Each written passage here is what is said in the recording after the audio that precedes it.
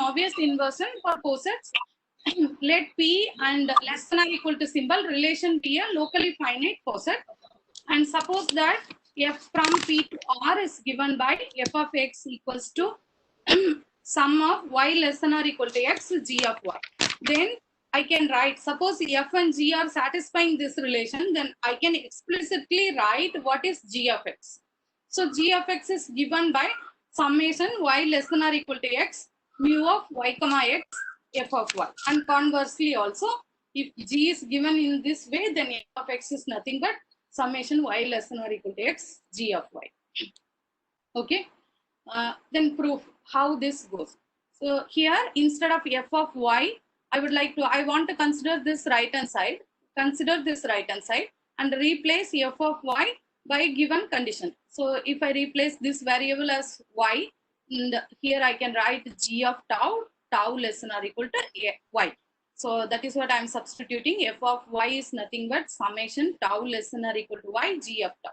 Okay, and I can change this order of summation because I am given the condition finite coset. So I am changing this order of summation tau less than or equal to x and tau less than or equal to y less than or equal to x g of tau and mu of y comma x. And we know what is this mu of y comma x, this summation. This is defined by this Kronecker delta function, and that takes value 1 and 0. If it is x equals y, then only it takes 1, and otherwise it takes 0 value, this entire summation. So this entire summation, this is 0 when y and x are not equal. So when y equals to x, it's 1. So then you get g of x. Okay. So this is how the proof goes.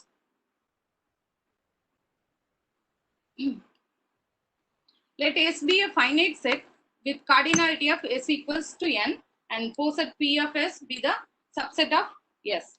And let I equals to 0, 1 be the two element poset defined by 0 strictly less than 1. And we can, cardinality of the power set is, what is the cardinality of the power set? Anyone?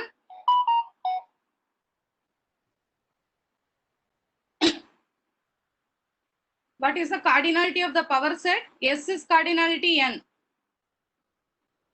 Anyone? Any of the participants?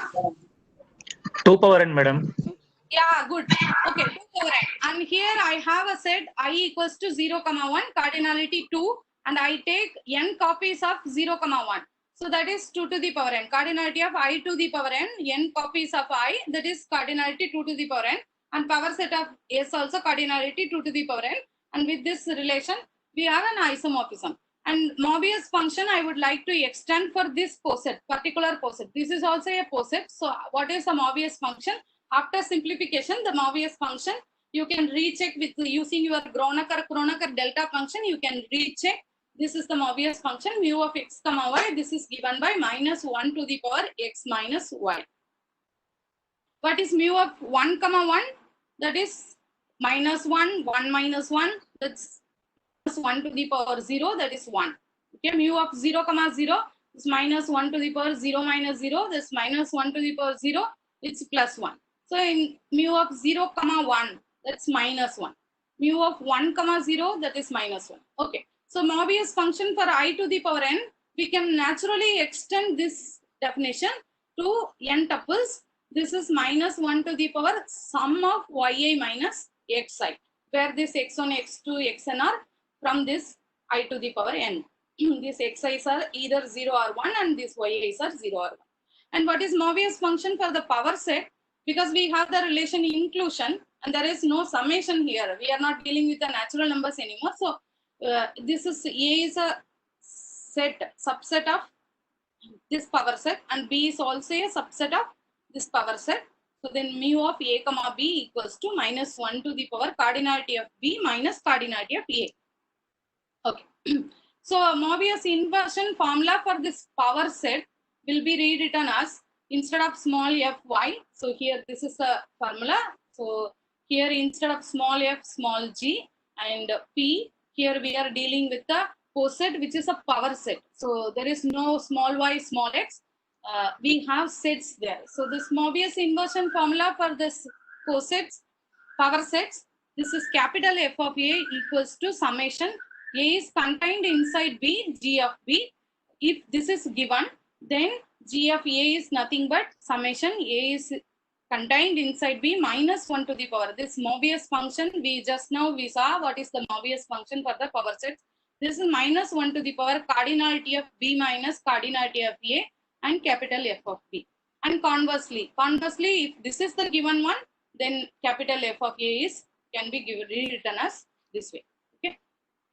So we can deduce this Mobius inversion formula is very powerful tool. We can even deduce many small properties we already know for sets. For example, inclusion exclusion principle. What is cardinality of A union B? We can write cardinality of A plus cardinality of B minus cardinality of A intersection B. And similarly for three sets, cardinality of A union B union C, we used to put three circles and then we used to cross out. Do you remember? So this cardinality of A union B, we used to write in terms of cardinality of A, cardinality of B, cardinality of C, cardinality of A union B, A union C, and all those terms. So that is called inclusion exclusion principle. The two elements, two sets, whatever we use, this two sets, cardinality of A union B in terms of cardinality of A, cardinality of B, cardinality of A intersection B, if you extend it to any finitely many copies of the subsets, that we call inclusion exclusion principle, and that you can deduce from this Mobius inversion formula. So I would like to show you one application of this Mobius inversion formula. For that, before that, I have to define you some preliminaries. So this is a DFN. I denote divisors of the natural number n.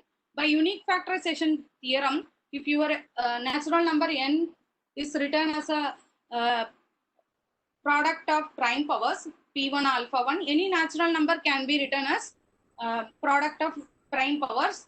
This is fundamental theorem of arithmetic, unique factorization theorem. This is the first one I teach in elementary number theory when I take my classes. So if you given any natural number, we can write in terms of the prime powers, and divisor of n, because this d is multiplicative function. So I can write d of P1 alpha 1, d of P2 alpha 2, etc. d of Pk alpha k. And mu of Pi Pj, this is 1 if I equals to j, and minus 1 if I equals to j minus 1, and 0 otherwise. And mu of A comma B equals to 0, this you can verify easily if and only if A does not divide B. And mu of A comma B, this is denoted by mu of B by A, if A divides B. Okay, A divides B. So this is the relation we used to define. So A divides B means A is related to B. We define mu of A comma B, mu of B by A. Okay. And in general, mu of n, if n is not square free, then it is 0. N is not square free, that is some p squared divides.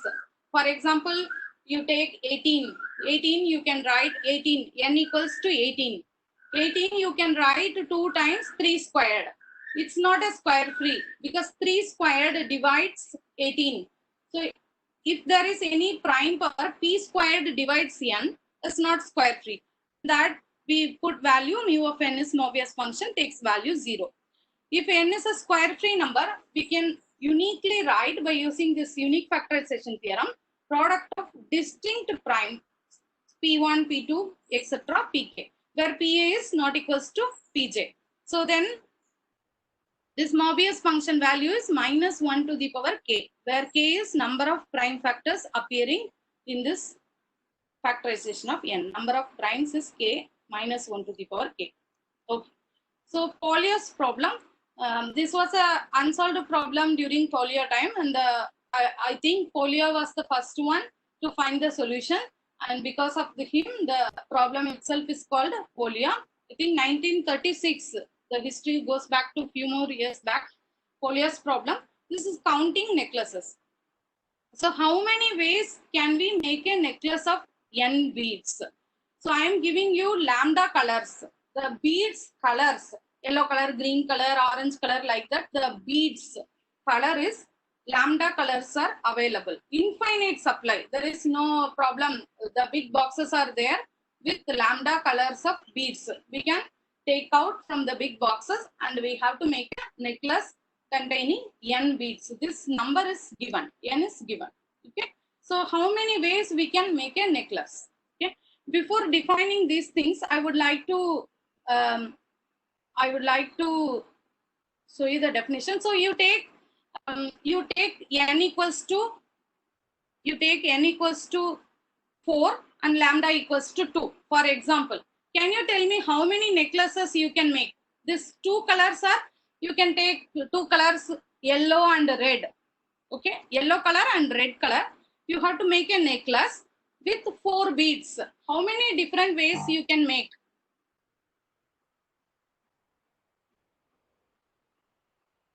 Anyone?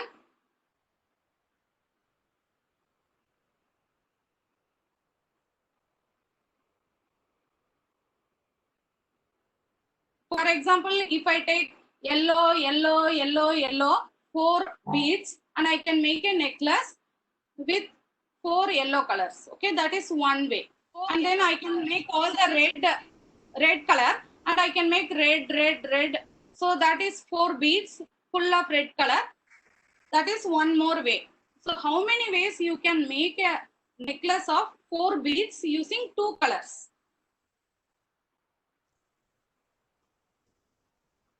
So necklace means you have to consider as a circle, okay? Because there is, once you tie, this is a circle, okay? The permutation, this cyclic rotation is possible. So you think of it as a circle, okay?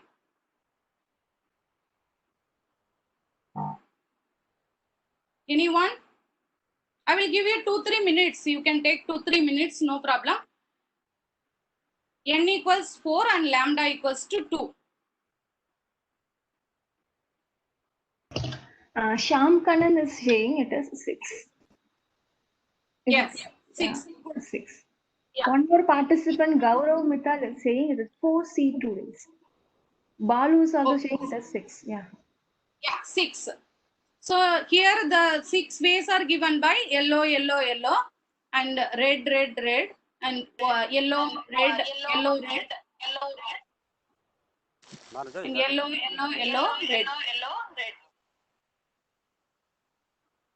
And yellow and 3 consecutive red colors, and 2 consecutive red colors and 2 consecutive yellow colors. So these are the 6 ways you can make a necklace. Okay. So this I call primitive of length 1. Here block of yellow is repeating again and again 4 times. It is repeating. A block is repeating. That if it is repeating, then I call this is a block. Block is repeating.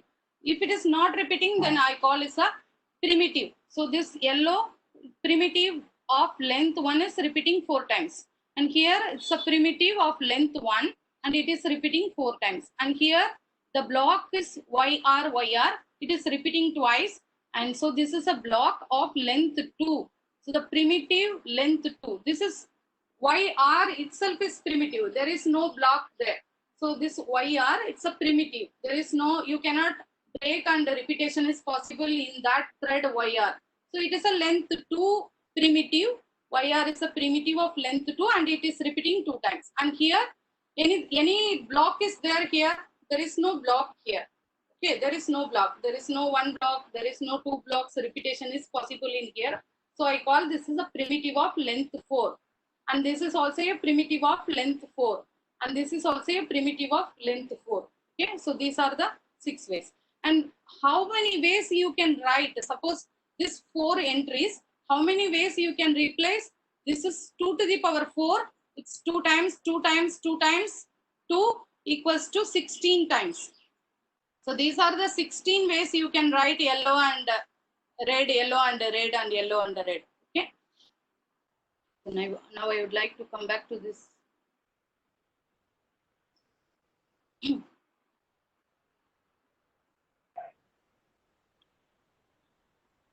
Yeah.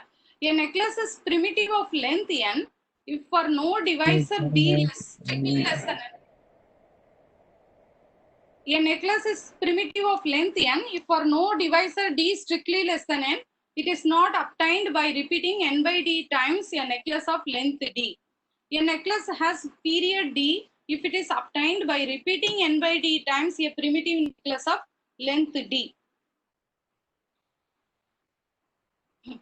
Okay, so the number of sequences here we saw with the example 2 to the power 4, 16 sequences. This is total number of sequences, and each sequence corresponds to some primitive necklace of period d such that d dividing n. Let m of d denote all the number of primitive necklaces of length d. This is m of d. Denote all the necklaces of primitive necklaces of length d. Then I can write lambda to the power n is nothing but sum d dividing n d times m of d. In that example,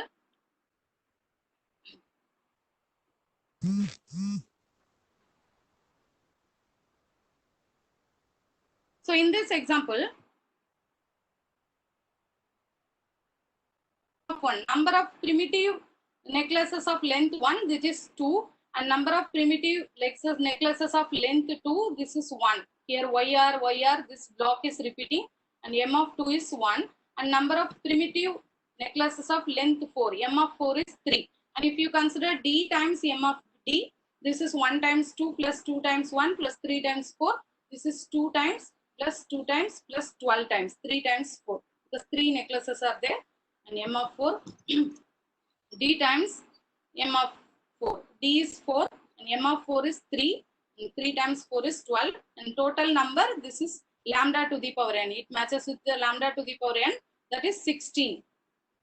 And how do you calculate how many necklaces are there? Here if you see, there is a permutation. If you say A1, A2, A3 in S4, if you see the S4, the cycle representation, suppose for example, I am taking 1, 2, 3, 4 inside this symmetric group S4. Sn is a symmetric group of n. 1, 2, 3, 4 you take. This 4, 1, 2, 3 also the same cycle. We know that if you interchange because of this cycling. Here two entries may be equal. This YYRR may be equivalent to RYYR, because this R, if I bring this R to this side, RYYR may be the same. I have to count YYRR and RYYR same, okay, because of necklace. Here necklace counting only 6, and here all the combinations possible is 16. So this is the total number of the combinations possible, sum of d dividing n d m of d, and this six things, this is sum of d dividing n m of d.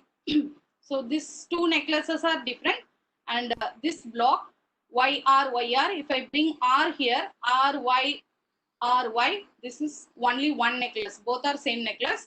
And again primitive of length 4, all this primitive thing, if you bring R here, R triple Y, and then again you bring one more Y here, YR, and then again you bring one more Y here, YY, all these 4 forms the same necklace, okay, because of this cyclic representation. This is one necklace, and this is one necklace, and this is one necklace, okay. So what is this sum of d dividing n m of d? This is m of 1 plus m of 2 plus m of 3. Number of necklaces of primitive necklaces of length 1. This is 2 necklaces. And number of primitive necklaces of length 2. Here block is repeating 2 times, and these are same necklace. M of 2 is 1. And number of primitive necklaces of length 4. Here 4. M of 4. 4 is 3. M of 4 is 3. So this is 6. Total number is 6. This is what I have written in this example. This was calculated by Polya.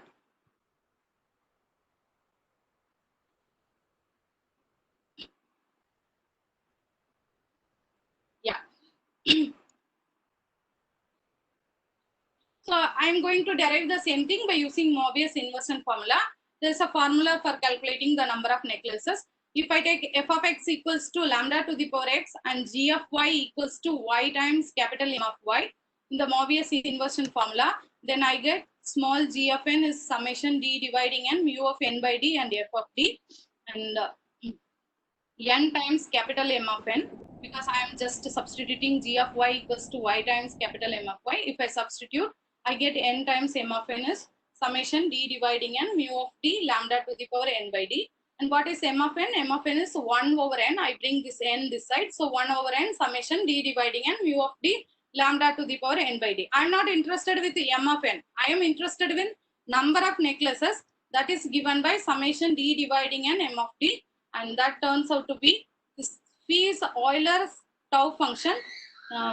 Phi of n is all the integer less than or equal to n and co-prime to n. GCD of x comma n is 1. I'm counting all the numbers x less than or equal to n such that x comma n are co-prime. So this is the Euler tau function, and I have the relation with the Mobius function and Euler tau function. I substitute and I get this formula. This is the formula for the total number of necklaces. This was derived by using Mobius inversion formula. For example, take a big example. When n equals to 4 and lambda equals 2, you counted very easily and you told me the number turns out to be 6. And here n equals to 6 and lambda equals to 4. So many necklaces you can form, and this formula is really useful. We can substitute and we can verify n equals to 6 and lambda equals to 4. After simplification, this calculation, it turns out to be 700. Okay, so the 700 necklaces are there with 6 beads of 4 different colors. These are the number of beads. Okay, next application I would like to show you Sudoku square. A Latin square of rank n is an n by n array consisting of the numbers such that each row and each column has all the numbers from, you take a row and column separately, it should have numbers from 1 to n. This is called rank n by n array. It's called a Latin square. And Sudoku square, you must have come across in magazines and newspapers everywhere, this Sudoku square. So you have to place in n by n square 1 to n numbers. It should appear exactly one time in each row and each column. All the numbers, n rows are there, n columns are there. Each column and each row, you take it separately. All the numbers have to appear exactly one. Not only that, you have to also have this 3 by 3. Here I am taking n equals to 9. If I take n equals to 9, the standard Sudoku is n equals to 9. 9 by 9 square is the standard Sudoku square. And in that standard Sudoku square, every 3 by 3 subgrid. How many 3 by 3 subgrids are there? There are 9 blocks of 3 by 3 subgrids are there. There also you have to have these numbers 1 to 9 exactly once. Okay. This is quite a Sudoku square. For example, this is a standard Sudoku. This is a 9 by 9 array. So here 1, 4, 9, 5 are given. Rest of the numbers from 1 to 9 you have to place in here. Each column and each row has to have 1 to 9. Not only that, this 3 by 3 block you have, and this 3 by 3, next to 3 by 3 block, and next to 3 by 3 block, and next to 3 by 3 here, and there are 9 3 by 3 blocks are there in the corner, most 3 by 3. Everywhere you have to have 1 to 9 numbers. So this is a solution. Okay, you can check it out. If you take this 3 by 3 corner, 1 to 9, all numbers are appearing. And you take this 3 by 3, 1 to 9, all numbers. You take the middle block. For example, I am taking the middle block, middle 3 by 3 block. You have 6, 2, 3, 4, 7, 9, 1, 5, 8. All numbers from 1 to 9 are appearing. This is Sudoku square. So how many Latin squares are there of order 9?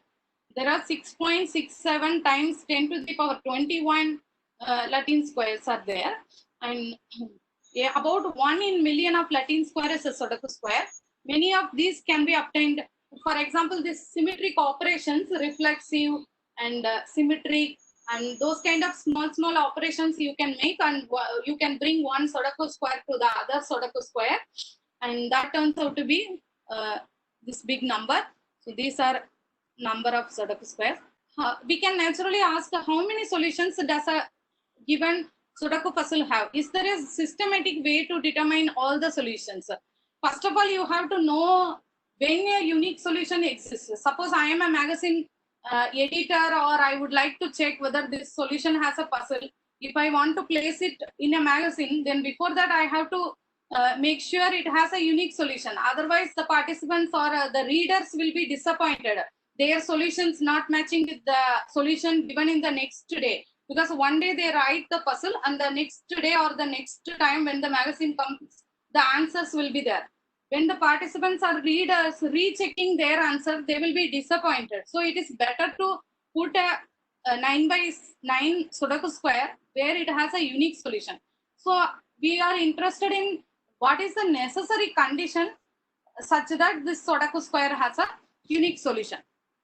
Okay, I'm not going to present how many solutions. I am more interested with, I am a reader and I am finding a solution, then I will be interested with the same solution, whatever appearing in the next day magazine. So it is better how many unique solutions Sudoku squares are there. Okay, I will present by using this graph color method.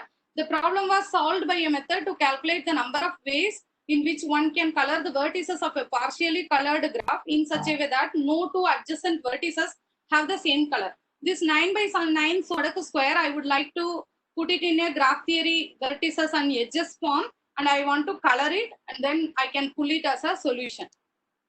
Okay, this 9 by 9, the entire graph will have 81 vertices with each vertex corresponding to a cell in the grid. One cell is corresponding to one vertex. Okay, two distinct vertices will be adjacent if and only if the corresponding cells in the grid are either in the same row. If it is attached in the same row, all those are connected. So first row is connected to first row, all the elements are connected. First column, all the elements are connected. And you go to the second column, all the elements are connected. Connected means there is an edge between two of them, any two of them. Or the same grid. If you take any random cell, it has to be connected with all 8. Suppose I am taking this square here. I want 1 to 9 here, distinct numbers. So this 5, suppose I take this one, this has to be connected here and this has to be connected here, this has to be. So any random cell in that small 3 by 3 grid has to be connected with other elements in here. Okay, so each completed or the same row or same column or the same subgrid. Each completed Sudoku square then corresponds to a K coloring of the graph. The finding solution for the Sudoku square then corresponds to a K coloring of the graph. Consider n squared by n squared grid. To each cell in the grid, we associate a vertex label. These vertices are I, j with 1 less than or equal to I, j less than or equal to n squared. There are n squared times n squared vertices I, j. Okay. Here standard Sudoku is 3 squared times 3 squared. So the number of vertices are n squared times n squared. So 3 squared times 3 squared, that is 81 vertices are there. We say I, j and I prime, j prime. These are adjacent if it appears in the same row. This is I equals to I prime. This is appearing in the same row. Appearing in the same column, j equals to j prime. This one I would like to verify is this is a greatest integer less than or equal to the box x is greatest integer less than or equal to x. That is the box x notation. I by n, the box I by n equals to box of I prime by n, and this one it says like all the entries of the subgrids are related, adjacent to each other. That is what this condition. So for example, I take the small number 4 by 4 Sudoku. So the cell entries, I call this 4 by 4, 16 cells. I call 1, 1, 1, 2, 1, 3, 1, 4, 4, 1, 4, 2, 4, 3, 4, 4. And neighboring, for example, I take 1, 1. So in graph, how it is related? It has to be related to the same rows. So 1, 2, 1, 3, 1, 4. And 2, 1, 2, 3. Same column means 2, 1, 2, 3, 4, 1. And this is the subgrid it appears. So subgrid 2 by 2 subgrid. There is one more extra entry 2 by 2 that is also related. So in the neighboring vertices 2 by 2 also will be there. I take the random element 3 by 2. It belongs to the left hand side subgrid. This is the 2 by 2 subgrid. So the same rows 3, 1, 3, 3, 3, 1, 3, 3, 3, 4 are related to 3, 2. And the same column 1, 2, 2, 2, 4, 2. They are also related. And then in that subgrid, this is 2 by 2 subgrid, there is one more extra thing, 4, 1. That is also there. Okay, these are the neighboring vertices. So my 4 by 4 Sudoku in graph theory, so this is the 4 by 4 Sudoku in graph theoretical way. It has 16 vertices and 56 edges. 16 is 4 cross 4, 16 vertices. and 56 edges. This is a 4 by 4 sort of a square. 9 by 9 I did not put because it is a very complicated diagram. 9 by 9, 4 by 4 itself is slightly complicated with all 56 edges.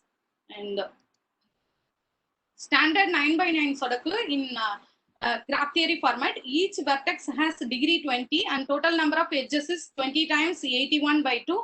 That's 810. This is the first theorem in graph theory, total number counting the number of edges. This is 810 is the total number of edges. So what is chromatic number? Chromatic number is a lambda coloring of a graph. A graph is there with the lambda colors. Okay, lambda coloring of a graph is a map from the vertices set to G2, 1, 2, 3, etc. up to lambda. It is called a proper coloring if f of x not equals to f of y whenever x and y are adjacent. This is a proper coloring. Coloring you can color randomly, but when I call proper coloring, it is neatly colored, neat and clean. Something like neat and clean, we call proper coloring. If no two edges, x and y are related by an edge, we call x and y are adjacent. It should not have the same color. That is what its meaning of f of x not equals to f of y. The minimal number of colors required to properly color. This is very important. Properly color. Minimal number of colors required to properly color the vertices of a graph is called the chromatic number, and it is denoted by chi of g. So now I am interested what is this chromatic number of the Sodaku graph. I had shown you the Sodaku graph, 4 by 4 Sodaku graph. What is the chromatic number? How many colors you need, minimal colors you need so that the proper coloring, no two edges are adjacent. So there is a theorem. It says I'm not going to prove the theorem or give the proof of the theorem. I would like to state these theorems. So for a Sodaku square, you can verify this chromatic number. This is n squared. Chromatic number of the Sodaku graph. Sodaku graph is psi n. Chromatic number of the Sodaku graph is n squared. Okay, for 9 by 9, 3 squared, the 9 by 9, you need 9. That is a chromatic number. Chromatic number of the 9 by 9 Sodaku graph is 9. Chromatic number of the 4 by 4 Sodaku graph is 4. Okay, so there is one more result I would like to state. Let G be a finite graph with V vertices, C be a partial coloring. This partial coloring, what is related to the Sodaku is, in the initially we saw one puzzle. Some numbers are given. Okay, we are extending, we are filling the rest of the numbers. In this, we are filling up the rest of the numbers. Some numbers are given as a clue. There are some clues. Without a clue, there is nothing to fill up. There is not a puzzle. So there are some clues. So this one we call like a coloring. In terms of the coloring, it is a partially colored. Something is partially colored and you would like to extend it to some whole graph coloring. That is what this clues, hints are meaning partial coloring. Okay. So let G be a finite graph with V vertices. Let C be a partial coloring. Partial coloring, we want to use this partial coloring, that is clues. Using D naught colors. Let P, G, C of lambda be the number of ways of completing this coloring using lambda colors to obtain a proper coloring. I am extending this partial proper coloring to a proper coloring of whole G. Okay. Then PGC of lambda is a monic polynomial in lambda with integer coefficients of degree V minus T for lambda greater than or equal to D naught. Okay. So this is a result. And from that result, we can deduce the number of colors used in any partial coloring of the Sodaku graph of rank n must be at least n squared minus 1. Here, if I take n squared is 9, so then n squared minus 1 is 8. In order that there be a unique solution. For having a unique solution, you need n squared minus 1, n equals to 3, then 3 squared minus 1, 8 numbers are needed. In this example also, we saw the clues. You can see in this clues 1 to 8 all numbers are present. 1 is present, 2 is present, 3, 4, 5 and 5 and 6, 7, 8. 8 numbers. Suppose this is a clue with less than or equal to 7 numbers. Less than 8 is not there, 9 is not there, or less than or equal to 7 numbers are there. Then there may be a different solutions. 1 to the numbers here appearing should be, if you count separately, it has to be 8. Then only it's a unique solution. That is what this chromatic number of the Sodaku graph result gives me. If it is n squared minus 1, then there is a unique solution. That also we can check. For example, n equals 3, we can also check by using the polynomial p chi3 of c. This is a polynomial if lambda greater than or equal to d naught, and chromatic number is 9. So by using the chromatic number 9, we can write p chi3 of c of lambda equals to 0 for lambda equals to d naught plus 1, 8. And that means I can factorize. These are roots, d naught plus 1, d naught here plus 1 typo. This is a d naught plus 1 and lambda minus 8, q of lambda. Okay, substitute lambda equals to 9. Lambda equals to 9 gives me this whole terms, this term 9 minus 8, 1. So this is a factorial, 9 minus d naught factorial times q of 9.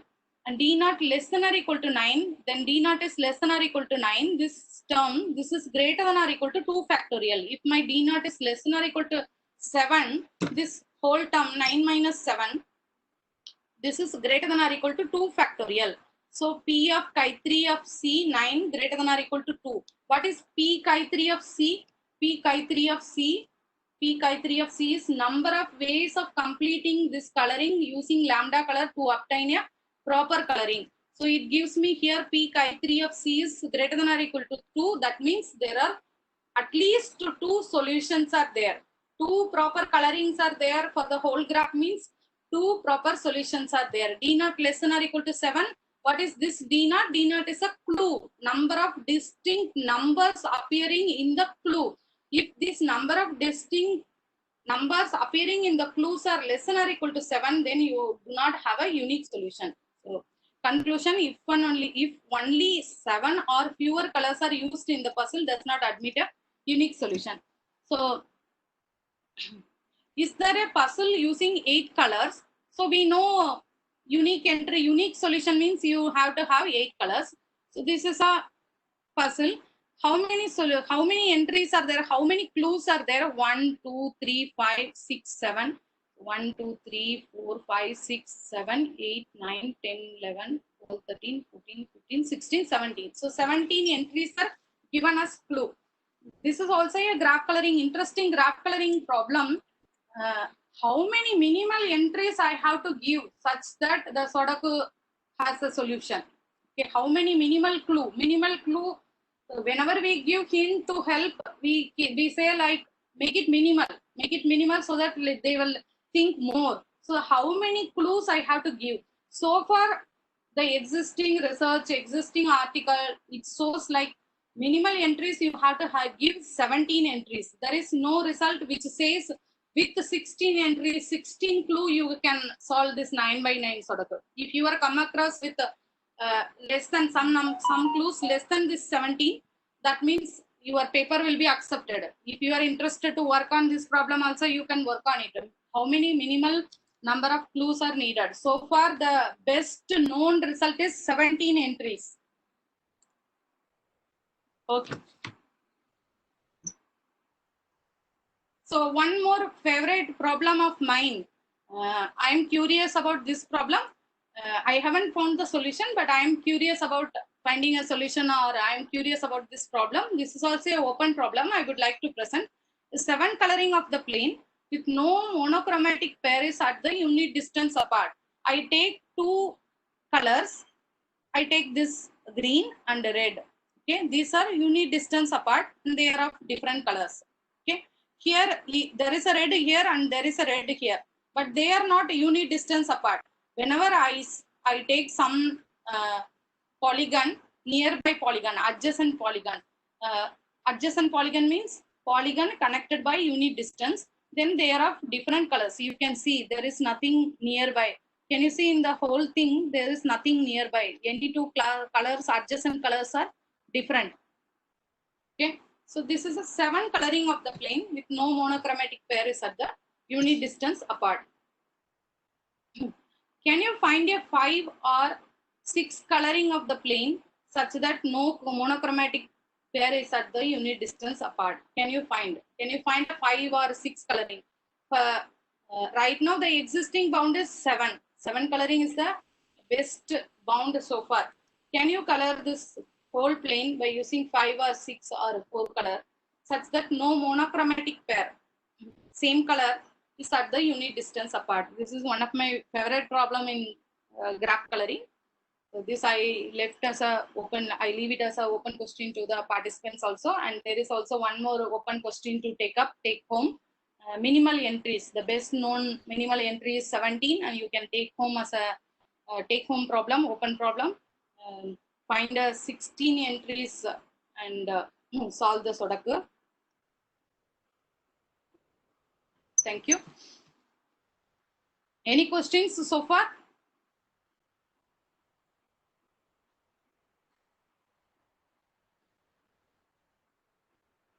Excellent presentation, madam. Participants, if you have any queries, you can ask.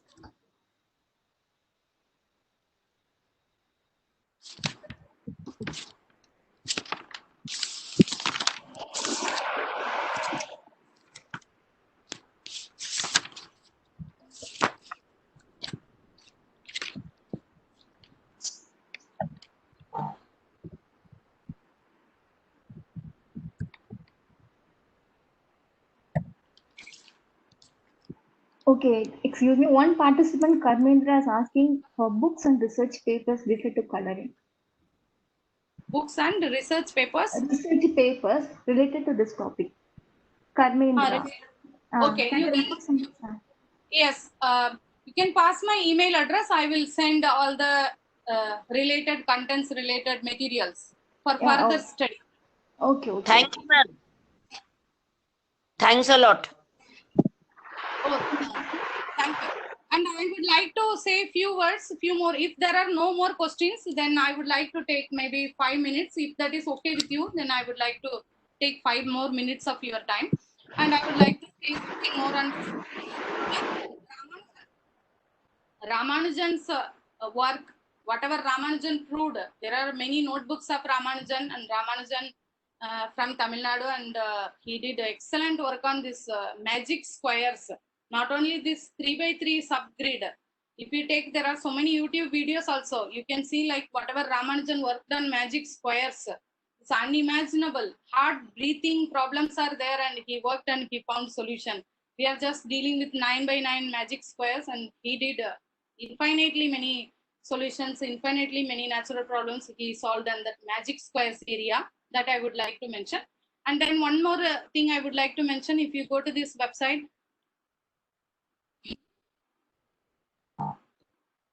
if you go to this website, sodaku.com, there are so many games also there. So you can practice, and that is a good practice. Sodaku.com, there are so many there, and this is Dr. Fraser Jarvis homepage, Sheffield University, and he was number theory scientist in Sheffield University. I was not doing PhD under him, but he taught me a lot of number theory materials, and a lot of things I learned from him. Number theory and graph theory is very much related, and he has made a homepage of this Sodaku. You can check it out if you are interested. You can check it out for further studies. And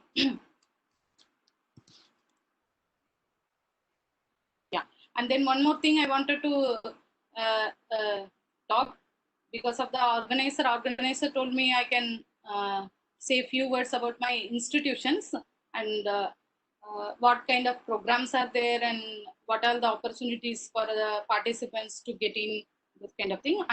I work in ISET TVM.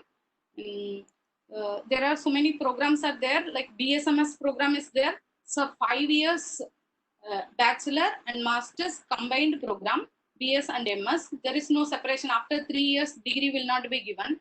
5 years commitment, BSMS program, and integrated PhD. Immediately after your BSc mathematics or any other background of mathematics, yes. You can take or BTech or BSc mathematics.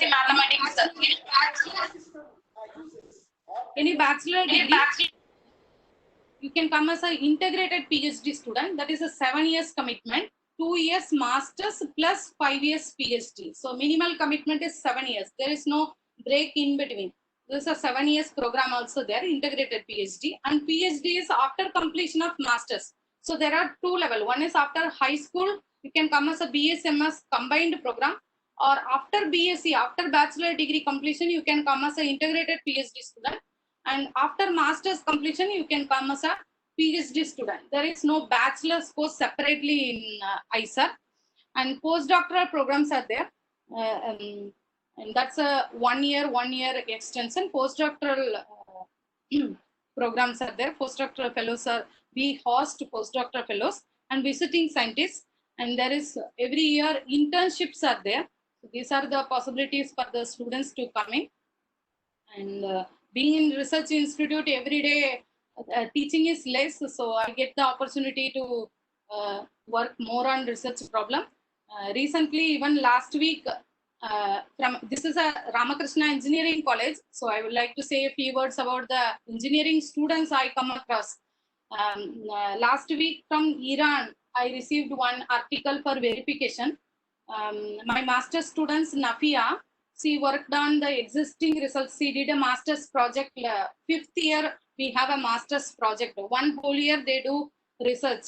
There is no coursework. 1 whole year, they can do research, and they can even publish an article. Like a PhD student, they can work. That is one good opportunity of being in a research institute. This final year student, 5th year, they can work on a research project. And Nafia was working on finding a perfect odd numbers. All the theory related to odd perfect numbers. She wrote a thesis last year. And last week, I received a copy from engineering background person. He solved this 100 years, more than 100 years, more than several years unsolved problem. He solved it and he asked me to verify. I also verified, and I also passed my PhD students and asked them to verify, because for rechecking. And I found it there is no error. He is of engineering background. I was quite impressed. So there is no odd perfect number. He proved that result. Okay. He could not write it in a proper mathematical way. But I was impressed about work. So engineering people are also interested to take mathematics. Then they can also join in this PhD program, postdoc program, internships, and all those things, and work on a research project. Internships possibilities there. And if you are interested to come as an intern student, you can contact me. I will inquire my institute head and department head for the possibilities also. Okay.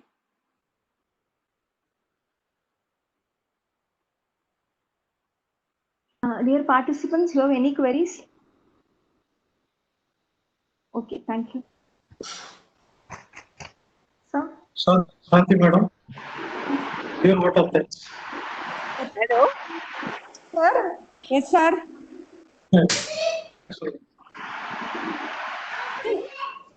I am Santi on behalf of Mathematics Department. I thank our management and the principal for providing this opportunity to conduct webinar. I thank our resource person, Dr. Sri Lakshmi Madam, for sparing his time and informative, sincere, lovely speech. Very useful presentation, madam. We will also incorporate your inputs and formulas in our future presentation. We feel, madam, we feel your dedication and sincerity in your presentation. Thank you very much for sparing time. I thank all the participants for participating this webinar and making this webinar success. I thank our respectful HOD sir, Dr. A. Sekhar, and the organizers, Sukramadi madam, Mageshwari madam, Shanmupriya madam, for making this webinar grand success. Once again, I thank one and all.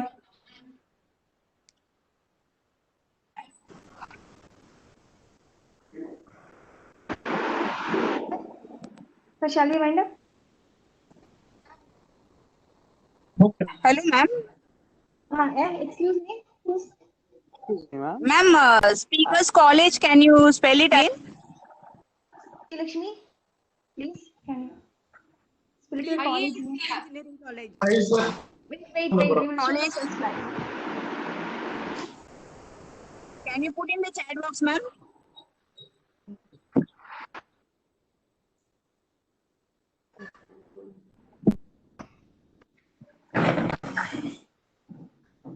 sir. Can you hear me? Hello. Yeah, audible, sir. You can ask. Ma'am, how will we get the certificates, ma'am? We will receive it soon, sir.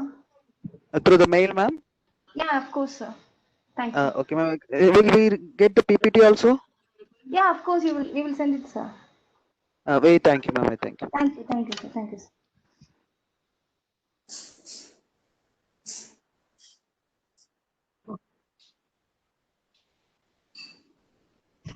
So, shall we wind up?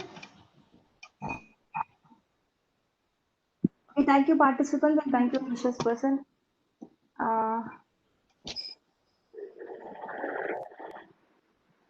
Okay. Okay, thank you all. Okay, thank you, sir. And thank you all. We will end up the session. Thank you, one and all persons, sir. Thank you. Thank you.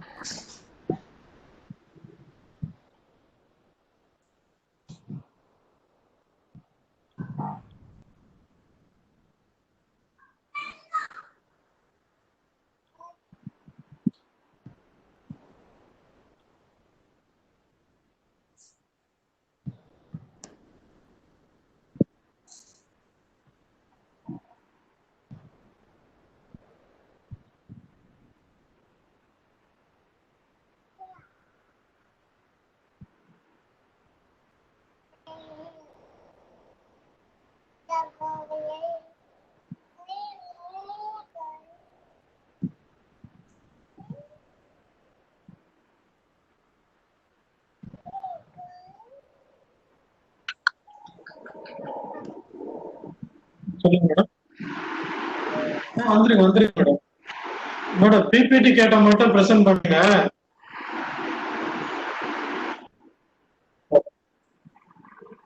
PPT மட்டும் கேட்டா இந்த